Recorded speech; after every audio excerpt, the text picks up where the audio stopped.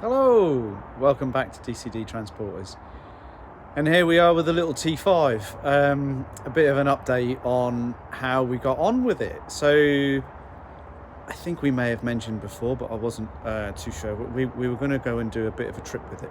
So Jack's used it over the weekend to go away, have a bit of an adventure out in Wales, and put a bit of mileage on the van, see how he gets on, and just basically go and use it and see what's happened. So we've had a couple of little faults, two little things that have happened. One, before we went, found that the wipers weren't working. Intermittent wiper wasn't functioning correctly. Quite easy to sort. On these, underneath the bonnet catch, there's a little micro switch. That micro switch had broken. There's two wires that come out of that.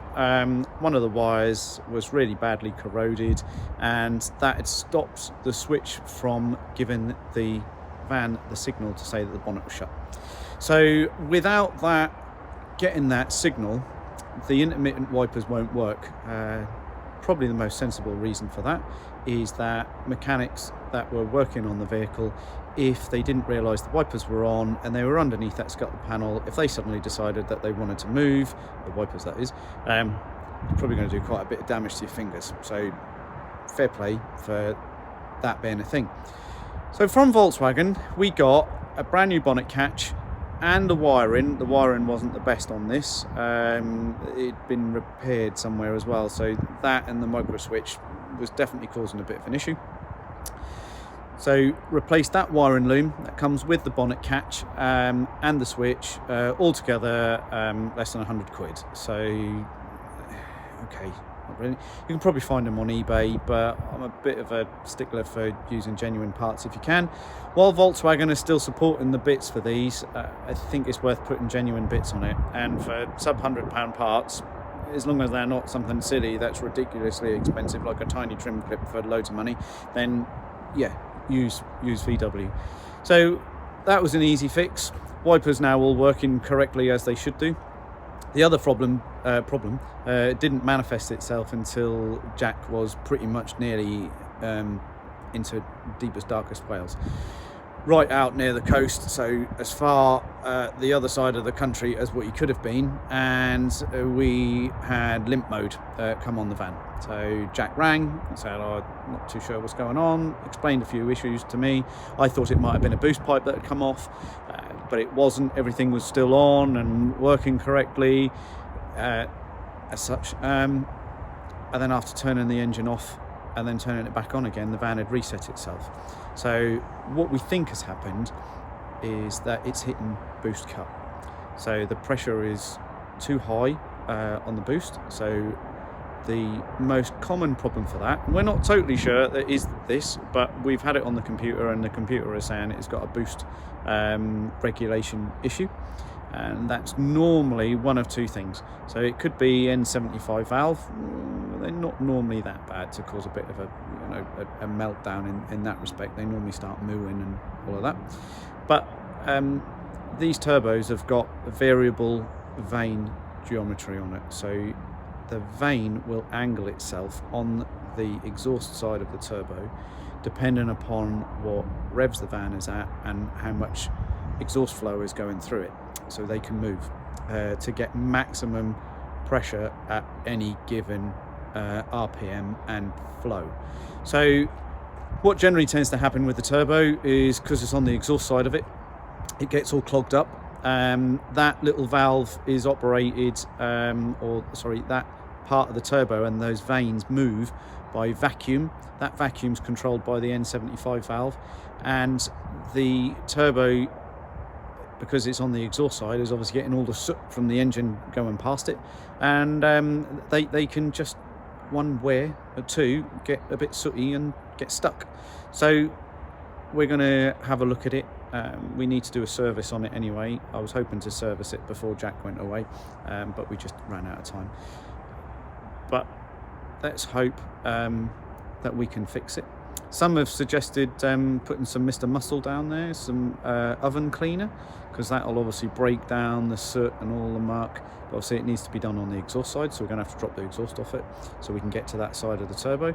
Let's see how it looks when we get there. We'll do that. We'll drop the exhaust off it, and we'll see if we can manually move that rod around on the turbo, and we'll see what we can do. If we can clean it up, brilliant.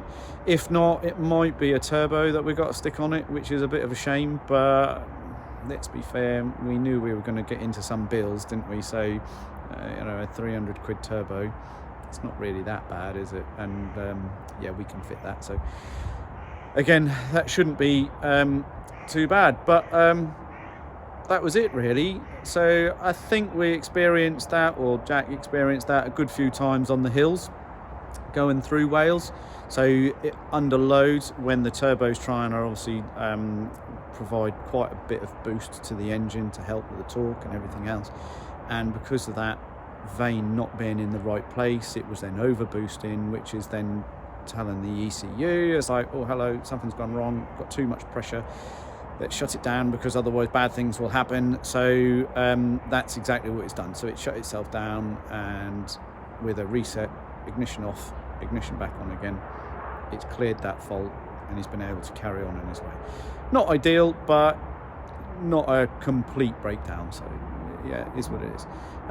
Otherwise, running swimmingly. So that was about 1,000 miles that Jack did over the weekend.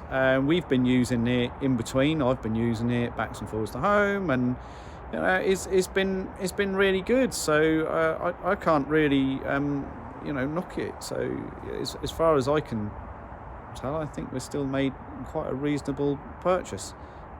Some people have said it's quite rattly. I've said it's quite rattly. It is quite rattly. They're not a quiet engine. I think ours is a bit noisier than most. So yeah, we've got another friend of ours is pretty clued up on these, so we're going to get him to have a look at it and see what he says. And you know, worst case, if we have to do some more work, we'll have to do some more work. Yeah, but I think it'll be I think it's pretty decent. We've also managed to carpet line it and insulate it, which we did in 24 hours before Jack went, to make it a bit more habitable for him. We'll stick some pictures of that up when we do the video. I'll get some little snapshots of that, but it was just a quick let's make it habitable, insulate it, carpet line it, stick a quick, you know, sort of kit in it, and he can then go off and have a bit of fun in it until it gets too cold that it's then going to need a heater and a load of other bits and bobs. I think it's still quite a good fun vehicle, but it won't remain as a camper van. It's going to have something in it that's removable that we can take out and you know, and still use it as a van. So that's that. So there we go, quick little update. Thanks for joining me. It's still running, it hasn't broken down, it didn't come back from Wales on the back of a low loader, which I'm quite happy about. I was having a bit of a panic when I saw Jack was ringing Friday evening, stuck on the M4 or wherever he was, going like, it's broken, I need to call the breakdown people. But no, it carried on, it soldiered through, you know, like a proper little trooper. So